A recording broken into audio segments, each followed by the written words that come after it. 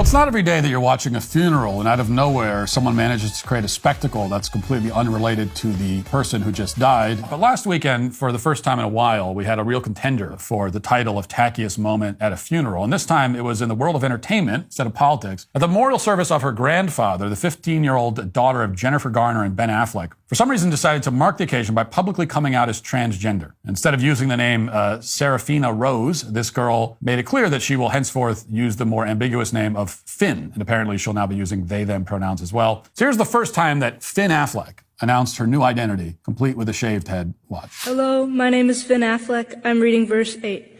Proverbs chapter 16, verse 8.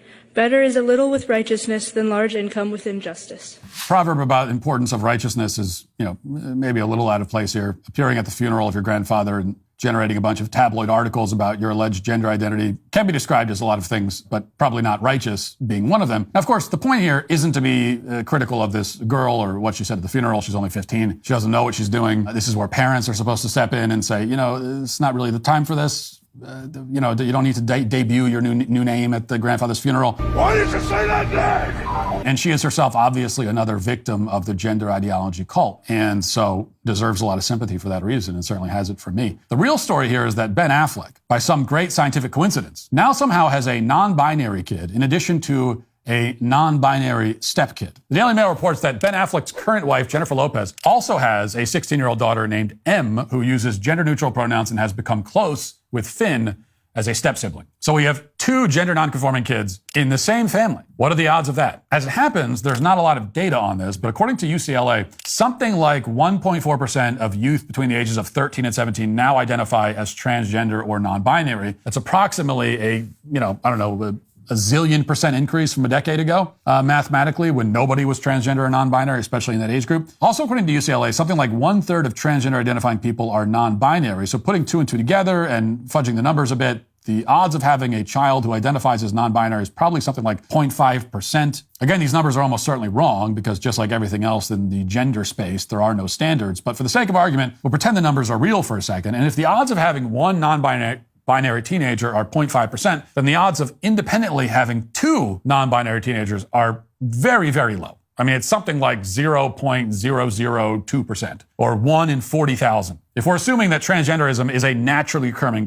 phenomenon, then Ben Affleck's situation is quite a statistical coincidence. So here's a very much non-exhaustive list of some celebrities who have or previously had trans/non-binary/gender non-conforming kids, according to various websites that track this kind of thing. There's Cher, Charlize Theron, Dwayne Wade and Gabrielle Union, Jamie Lee Curtis, Cynthia Nixon, Sigourney Weaver, Marlon Wayne, Now, this is a striking list, and it reveals a couple of things. First of all, Hollywood celebrities often treat their kids like fashion accessories. If it's popular to have a trans kid, then they all need to go out and get themselves a trans kid. And then they go on television and talk about their children to advance their own public profiles, as if that's not an incredibly creepy thing to do. A couple of years ago, for example, Dwayne Wade went on pretty much every television show in existence, from Ellen to Good Morning America, to talk about how proud he was that his child had come out as trans. Like, the child, quote unquote, came out as trans, and then immediately Dwayne Wade is on the interview circuit telling everyone in the world about it. There's no good reason for a parent to go and tell the entire world about it constantly. Dwayne Wade told Robin Roberts at the time, quote, "When I say we're learning from our 12-year-old, we're literally learning from our child." He also said that he knew that his child was trans when he was 3 years old. This is, in fact, the complete inversion of how parenting is supposed to work. Obviously, parents are not supposed to learn from their 3-year-old children. Like, I've never learned anything from a 3-year-old child. We've had several 3-year-old children in the house at various times, and I don't think they've ever taught me anything. But in Hollywood, it's celebrated. Celebrity parents who push their children into the cult of transgenderism to the point of announcing it at a memorial service for their grandfather are today canceled.